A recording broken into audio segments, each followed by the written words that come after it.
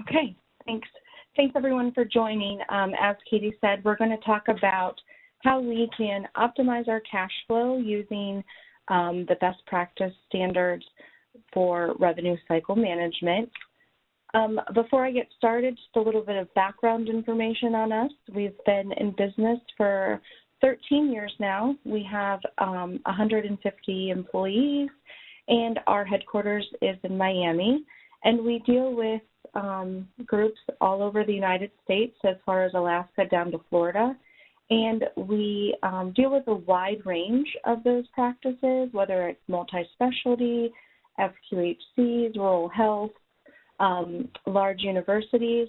And one of the things that we do pride ourselves on here is that we are EHR and PM system agnostic. And we do work with a wide group from Epic to eClinicalWorks, Greenway, Mosaic, and pretty much everything in between. So today we're going to talk about the 3 phases of RCM and how we can use the best practice standards to meet some of the needs of our group. And we're going to review our product called the Revenue Cycle Analyzer, which is a complementary product, and then how we here at CareOptimize can help you. So there are 3 main phases when we talk about revenue cycle: patient registration to, charge capture and payment posting. During the course of me doing this for about 10 years now, one of the misconceptions that I've heard over and over again is most people think that RCM really starts in the billing department or with their coding team or with their follow-up team. And we need to move more to the mindset that, revenue cycle really does start when that patient walks into our facility and engages with our front desk. And the Healthcare Financial Management Association, I think, says it best that all administration and clinical functions that contribute to captured management and collection of patient service revenue. And revenue cycle represents the entire life of the patient account from the creation of that account to actual payment. So this is just an overview, again, of the process from, patient coming in, front desk, provider seeing the patient, any transcription or medical records department that you have, coding, getting that payment back in, following back up, and, then analyzing our data and reviewing it and making sure that, what's happening and what we're getting is appropriate. So when we talk about our first phase, that's registration. And one of the things that MGMA sets forth as best practice, and one of the standards that we follow is verification. Are we checking patient eligibility, and how are we currently doing it? Really, if your system has the capability to do that process electronically, that's really what you should be striving for, and not having, somebody checking payer websites, going here, going there to try to collect the information for eligibility. And also, are we doing that ahead of time? Are we doing it, prior to the patient coming in? Are we doing it a couple of days ahead of time? And are we setting specific parameters in place that if something comes back, what are we doing about it? Are we, contacting the patient, making sure we have the correct information on file? Some of the biggest things that I've seen along the way is, we're checking eligibility when the patient's in front of us, and it may be an issue where they're not active anymore, their plans changed. It might not be something that we, necessarily take or now is requiring a prior auth. So we're losing productivity at the front desk. We're losing time. The provider, is now going to be behind.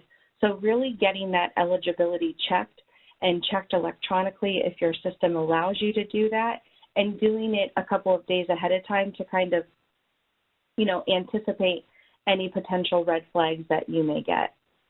One of the other things we like to talk about is demographics. making sure that everything that we have in our system matches with the patient. Sometimes we've seen where patients kind of flip-flop and, have different addresses, or maybe may not necessarily give you the address on file where they're at, but just making sure that our information is accurate and up to date. And the other thing is, pre-collection.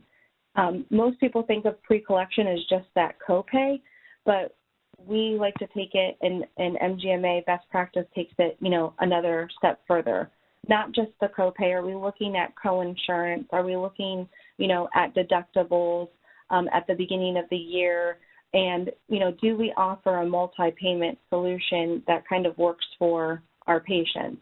And is it something that, are we taking, cash? Do we take check? Do we have maybe like a kiosk system set up that people can pay on? If we're doing statements, do we also have the option to maybe do e-statements to a patient's email address? Are we utilizing our patient portal for allowing members and patients to pay on the portal? So really giving your patients multiple options to pay, their bill. And if you're only going to do, copay at the time of service, giving them those other options for the other amounts that they may owe. Then we come to our second phase, and our second phase is claim submission. And those 3 points in claim submission is charge entry, getting the claim submitted, and then tracking. So when we talk about charge entry, one of the things that we like to think about is, how are we doing that right now? Do we have somebody sitting at a desk that's entering off of a fee slip or a route slip or an encounter slip, whatever it is that you call that? Or are we allowing the system to do what it was intended to do with capturing that information from the EHR, from what the provider has put in for the patient? And then do we have like a scrubbing system set up? Do we have edits in place so that once all of the information is entered, are we editing those claims before they get out the door? Are we looking at potential denials? One of the goals that we like to set is getting the claim paid the first time around. So putting those mechanisms in place that are going to give us the best opportunity to be successful at that. And then submitting the claims. Or how are we submitting them? Best practice is we want to submit them electronically, and we want to get them submitted a couple of times a day. When you look at some of the studies out there, the average cost to submit a claim manually with uploading it either to the clearinghouse or directly to the payer is about $6.08 a claim. When you do it electronically, it's $2.08 a claim. And the faster you get those claims out, the faster your money comes back in the door. So setting that up to go out electronically and also ensuring that we're getting those out a couple of times a day. Best practice is 3 times a day, but if it's, you don't have a large volume, then 2 times a day is sufficient. Then we want to look at, tracking what we've built out versus our expected amount. Are we using payer contracts, and are we monitoring that? Do we have our system set up to, look at contracts and making sure that we are being paid appropriately based upon our contract with the payer? Then we come to phase 3, and phase 3 is our payments, our collections, and then an overall data analysis. So when we look at payment posting, we look at how are those payments coming in. Do we have checks coming in the mail? Are we set up electronically? Do we have maybe credit cards coming in? The recommendation is as much stuff that you can have done electronically, have it done electronically. And also, if you have the system capability to delay posting, set that up as well. And by delay posting, that doesn't mean like delay it for, an indefinite amount of time, but delay it a couple of days so that we are balancing back to our bank to make sure that, what we have in our system is actually what we've received in the bank. Then we look at denial management. How are we working those? Are we aggressively working those denied claims? Do we have someone that's specifically reviewing underpayments and, coding trends? Are we aware of all of our payer rules? Do we have somebody in place that kind of stays up on that information? As we all know, payers change constantly, rules change constantly. Most of the time, the payers do follow CMS guidelines. However, there are some trends with Blue Cross Blue Shield where they kind of got their own thing going on, and we've seen that with, the Medicaid programs as well. So really knowing your payer rules, getting out ahead of it, looking at your coding trends, and reviewing those underpayments, because underpayments are going to be a good indication that, that you're not getting paid based upon your contract. So do we have somebody that's kind of focusing in on that, and then, how are we working those, and are we making contact with the payer to negotiate and discuss? Then we look at overall data analysis. Do we have, easily accessible reports? Is it something that we have set up that we're looking at on a regular basis? And what is it exactly that we're looking at? Are we looking at our overall AR? Are we looking at, how long is it taking for our claims to get out the door versus how long it's taking for our money to come back in? So really gaining those insights on claim information and having it easily accessible and maybe memorized reports filled out is really going to help the overall data analysis and making sure that what's going on from a payment perspective. And so then we look at our revenue drivers. So what's driving our revenue? We have our internal factors and we have our external factors. Our internal factors are provider capacity, productivity, our patient volume, our fees, and those are the things that practices can have the most control over. They can set the fees, and are we making sure that we have our fees maybe at 150% of, the allowed amount? Are we looking at our provider productivity and, seeing what they're doing, or do we have a provider maybe that's kind of lacking and could potentially be opened up to new patients? So really keeping an eye on that and looking at our new patient volume and seeing how many patients are coming in the door, and, is there something that we can do maybe to get more patients in? When we look at our external factors, so our external factors are most of the time what groups kind of struggle with and what they don't really have a lot of control over. They think, but they actually do. So from claims with your payers, so that is, do we have somebody that looks at our contracts on a regular basis? Are we reviewing them? Are we pushing back on our payers to make sure that, we're paid, based on the contract? Our patient payments? Are we collecting as much as we possibly can at the front desk with the patient coming in?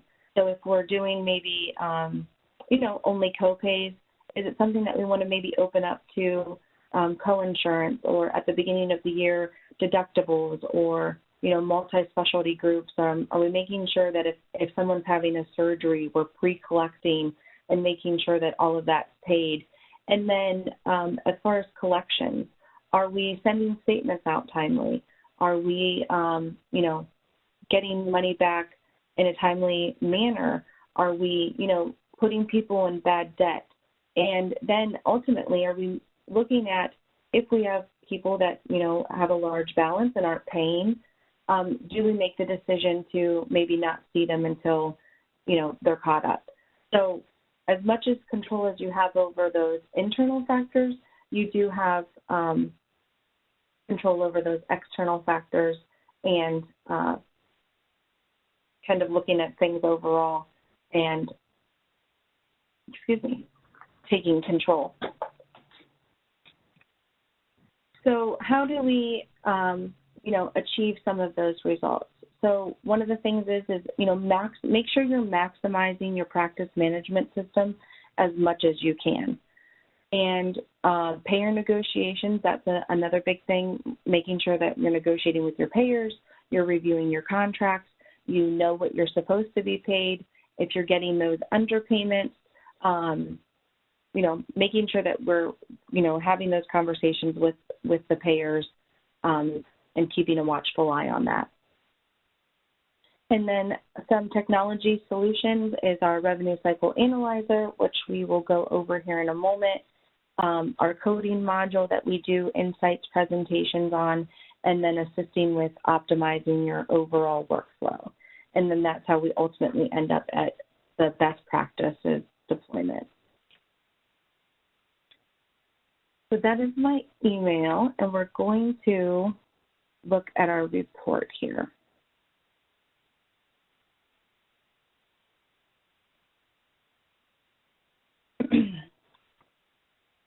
So this is our demo report, but this is a report that we actually created, and this is coming in off of your ERAs directly from your payers.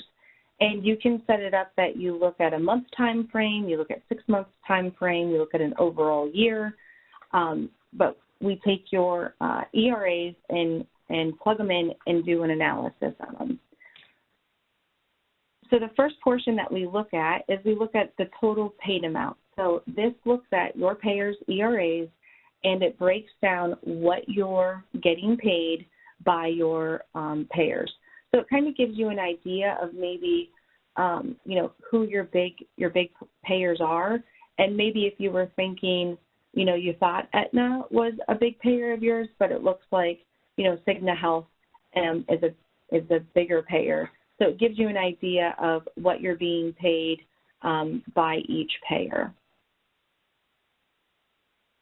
Then we look at what you've been paid total from the month. So this can be broken down, like I said, month by month, 6 months, a year, and it takes your total payments that you've gotten in from all of your carriers, and that's like trends for you to monitor and see what you've been paid.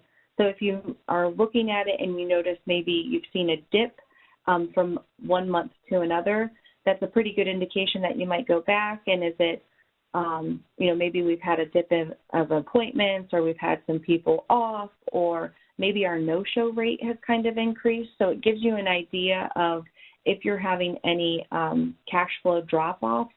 It's a pretty good indication to go back and see if there was any factors that may have happened for that. Or, if you look at that and you find out, no, that's not the case, is it an issue more of, our claims not getting out in a timely manner? Are we having some provider documentation issues?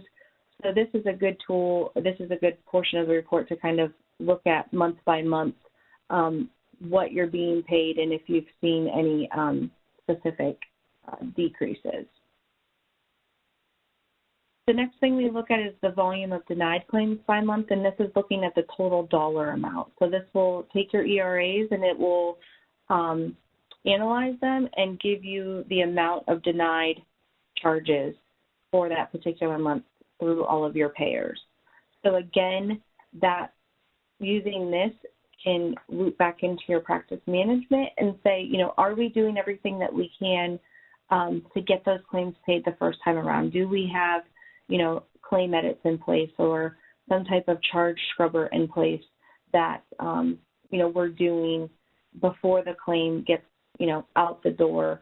And if we're using our clearinghouse, are we, working those edits at the clearinghouse level? Because maybe everything gets out of your system great and it's clean, but there might be some edits that maybe necessarily you don't have or that your system isn't capable of, that at the clearinghouse level we're looking at, and are we having somebody work those and fix those issues, monitor those trends, and keep everybody in the loop So this looks at the overall dollar amount. So then we look by the reason code. And what this does is this is based off the HIPAA X12 reason codes that are set by the payers. And so this will give you an idea of where your problem points are. So for this particular one, uncategorized is equal to the CO45, which is the contractual adjustment. But if I look at this, it looks like I have a problem in my benefits department.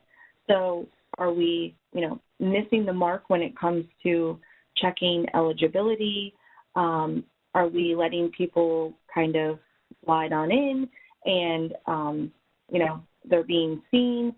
Are we not getting, authorizations? Like, what are we doing in eligibility that we have so many denied claims? And maybe that's, we're kind of doing a manual process right now, and people aren't having time, and maybe that's where we need to focus on. Is there something that we can do electronically that's, within our system or integrates into our system that we can check that ahead of time to reduce those numbers? And then it looks at coding and then additional info required, which would be those issues where they're looking for medical records. Then we look at the average payment days by payer. So this is the number of days from the date of service to the date that the claim is paid. So the overall lifespan, how long is it taking you to get your money back in the door? Most of the time, we like to say with the commercial payers, would like to see the money back in 30 days, but some payers do take 45. With Medicare, the trend is about 14 days turnaround from the time that the date of service, if you're getting your claim out within a day or two, that you're getting your money back in. This will give you an overall idea if you're seeing some of those payers where you thought maybe you were getting paid quicker than what you were, or maybe Aetna's always paid at 30 days, but for some reason now they're paying at 45. So that would be a good, indicator that maybe somebody needs to maybe call the payer. Was there an issue where maybe the system was down and they're just behind processing the claims? So this will give you the overall average payment from date of service to the date that it's actually paid. And then the last one is the analysis of the patient responsibility. So this report looks at those reason codes that are PR1, PR2, and PR3 for patient responsibility for coinsurance, copayment, and deductible. So this will give you an idea of how much money you could have collected at the time of service that, you can reconcile back with your parties that are responsible for that. So we know that, for this particular month, we had a copayment amount of, $676.52, and we just want to make sure that that's what we are collecting. And the deductible amount, since this was at the beginning of the year, is that something that maybe we want to think about implementing for those high dollar procedures, or maybe if you have like a frequent flyer that comes in that's always being seen, because, they're responsible for that amount until their deductible is met. So that is the end of the report and the end of the presentation. Does anyone have any questions or comments about maybe something that they would like to see in the report? And we're going to send you guys out a one sheet on how you can get this report after the call.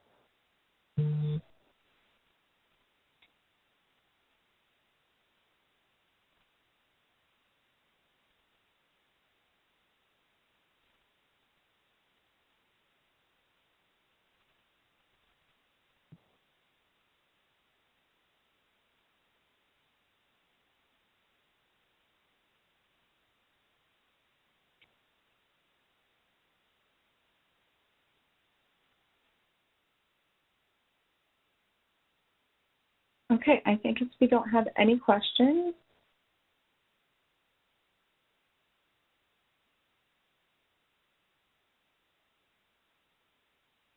Oh, someone asked a question. Can you talk a bit about, okay.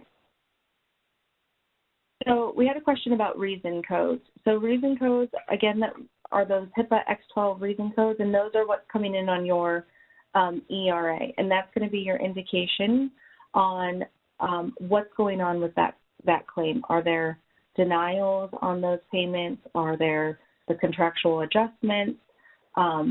What it is, you know, that's going on, and do you have your system set up to receive those on your ERAs, and are you posting those, because that's how you're going to be able to work your overall denials.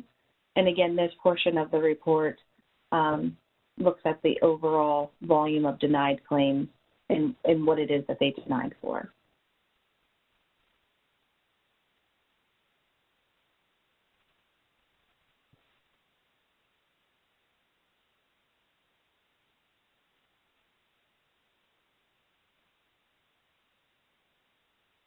All right, well, thanks everyone for joining, and if you need anything, please reach out and we'll send you out that sheet here shortly. Thanks, bye-bye.